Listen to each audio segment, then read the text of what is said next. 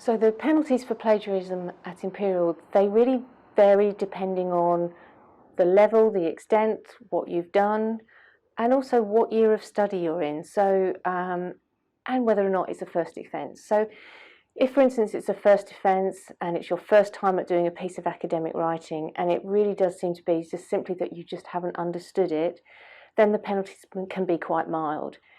If, however, you've actually really taken quite a substantial idea, or it's a repeat offence, then the actual scale of the penalties will change and get much more severe. So sometimes what students do in the early stages of writing is they just take a piece of text that someone else has published or somebody else has written, and they just switch the words around. And that still is a form of plagiarism. That's still not expressing the idea in your own words. So really what plagiarism is all about is learning your own style of writing and expressing ideas in your own terms, in your own way. If you're using somebody else's terms, you need to reference them and cite them correctly so that it's clear that this is your opinion, this is somebody else's opinion, and this is what somebody else has said explicitly. So it's about getting those understandings right.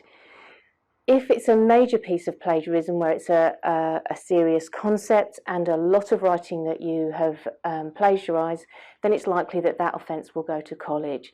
And the penalties can range with you being awarded 0 marks for the piece of work you do, to actually 0 marks for every assessment for every piece of coursework that year, and that can include exams and in-course assessments. That can mean you fail and have to repeat the year, and usually what they also can do is cap your pass mark at a pass, which is 40%, so that will then impact on your final degree classification.